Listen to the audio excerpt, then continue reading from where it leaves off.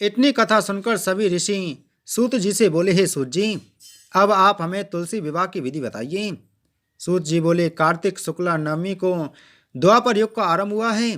अतः यह तिथि दान और उपवास में क्रमशः पूर्व व्यापनी तथा पराव्यापनी हो तो ग्रह है। इस तिथि को नवमी से एकादशी तक मनुष्य शास्त्रोक्त विधि से तुलसी के विवाह का उत्सव करें तो उसे कन्यादान का फल प्राप्त होता है। पूर्व काल में कनक की पुत्री किशोरी ने एकादशी तिथि में संध्या के समय तुलसी की वैवाहिक विधि संपन्न की। इससे वह किशोरी वैधव्य दोष से मुक्त हो गई। अब मैं उसकी विधि बतलाता हूँ। 1 तोला स्वर्ण की भगवान विष्णु की सुंदर प्रतिमा तैयार कराई अथवा अपनी शक्ति के अनुसार आधे या चौथाई तोले की ही प्रतिमा बनवा लें। फिर तुलसी और भगवान विष्णु की प्रतिमा में प्राण प्रतिष्ठा करके षोडशोपचार से पूजा करें। पहले देश काल का स्मरण करके गणेश पूजन करें, फिर पुण्यहा वाचन कराकर नांदी श्राद्ध करें। तत्पश्चात वेद मंत्रों के उच्चारण और बाजे आदि की ध्वनि के साथ भगवान विष्णु की प्रतिमा को तुलसी जी के निकट लाकर रखें। प्रतिमा को वस्त्रों से आच्छादित करना चाहिए। उस समय भगवान का आह्वान करें, भगवान केशव आइए देव, मैं आपकी पूजा करूंगा, आपकी सेवा में तुलसी को समर्पित करूंगा, आप मेरे संपूर्ण मनोरथों को पूर्ण करें। इस प्रकार आह्वान के पश्चात 3 बार अर्ध पाद और विष्टर का उच्चारण करके इन्हें बारी बारी से भगवान को समर्पित करें। फिर आचमनीय पद का 3 बार उच्चारण करके भगवान को आचमन कराएं। इसके बाद कांच के बर्तन में दही, घी और मधु रखकर उसे कांच के पात्र से ही ढक दें तथा भगवान को अर्पण करते हुए इस प्रकार कहें, वासुदेव आपको नमस्कार है। यह मधुपर्क दही, घी तथा शहद के मिश्रित को मधुपर्क कहते हैं, ग्रहण कीजिए।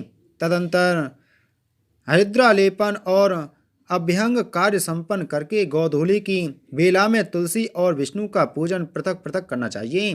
दोनों को एक दूसरे के सम्मुख रखकर मंगल पाठ करें। जब भगवान सूर्य कुछ कुछ दिखाई देते हों तब कन्यादान का संकल्प करें। अपने गोत्र और प्रवर का उच्चारण करके आदि की 3 पीढ़ियों का भी आवर्तन करें। तत्पश्चात भगवान से इस प्रकार कहें, आदि मध्य और अंत से रहित त्रिभुवन प्रतिपालक परमेश्वर, इस तुलसी दल को आप विवाह की विधि से ग्रहण करें। यह पार्वती के बीज से उत्पन्न हुई है, वृंदा की भस्म में स्थित रही है तथा आदि मध्य और अंत से शून्य है।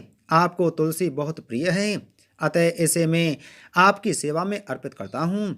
मैंने जल के घड़ों से सींचकर और अन्य प्रकार की सेवाएं करके अपनी पुत्री की भांति इसे पाला, पोसा और बढ़ाया है। आपकी प्रिय तुलसी मैं आपको दे रहा हूँ, प्रभु आप इसे ग्रहण करें। इस प्रकार तुलसी का दान करके फिर उन दोनों अर्थात तुलसी और सालग्राम विष्णु की पूजा करें, विवाह का उत्सव मनाएं। सुबह होने पर पुनः तुलसी और विष्णु जी का पूजन करें। अग्नि की स्थापना करके उसमें द्वादशाक्षर मंत्र से खीर, घी, मधु और तिल मिश्रित हवनीय द्रव्य की 108 आहुति दें। फिर स्वस्थकृत होमक करके पूर्ण आहुति दें। आचार्य की पूजा करके होम की शेष विधि पूरी करें। उसके बाद भगवान से इस प्रकार प्रार्थना करें, हे प्रभु आपकी प्रसन्नता के लिए मैंने यह व्रत किया है। जनार्दन, इसमें जो न्यूनता हो वह आपके प्रसाद से पूर्णता को प्राप्त हो जाए। यदि द्वादशी में रेवती का चौथा चरण बीत रहा हो तो उस समय पारण न करें। जो उस समय भी पारण करता है वह अपने व्रत को निष्फल कर देता है। भोजन के पश्चात तुलसी के स्वतः गलकर गिरे हुए पत्तों को खाकर मनुष्य सब पापों से मुक्त हो जाता है। भोजन के अंत में ऊख, आंवला और बेर का फल खा लेने से उच्चेष्ट दोष मिट जाता है। तदंतर भगवान का विसर्जन करते हुए कहे, भगवान आप तुलसी के साथ वैकुंठ धाम में पधारें। प्रभु मेरे द्वारा की हुई पूजा ग्रहण करके आप सदैव संतुष्टि करें। इस प्रकार देवेश्वर विष्णु का विसर्जन करके मूर्ति आदि सब सामग्री आचार्य को अर्पण करें। इससे मनुष्य कृतार्थ हो जाता है। यह विधि सुनाकर सूत जी ने ऋषियों से कहा, हे ऋषियों, इस प्रकार जो मनुष्य श्रद्धा पूर्वक सत्य, शांति और संतोष को धारण करता है, भगवान विष्णु को तुलसी दल समर्पित करता है, उसके सभी पापों का नाश हो जाता है और वह संसार के सुखों को भोग कर अंत में विष्णु लोक को प्राप्त करता है। हे ऋषिवरों, यह कार्तिक महात्म सब रोगों और संपूर्ण पापों का नाश करने वाला है। जो मनुष्य इस मातम को भक्ति पूर्वक पढ़ता है और जो सुनकर धारण करता है, वह सब पापों से मुक्त हो भगवान विष्णु के लोक में जाता है। जिसकी बुद्धि खोटी हो तथा जो श्रद्धा से हीन हो, ऐसे किसी भी मनुष्य को यह मातम नहीं सुनाना चाहिए। इति श्री कार्तिक मास महत्तम क्षेमंकरी 35वां अध्याय समाप्त।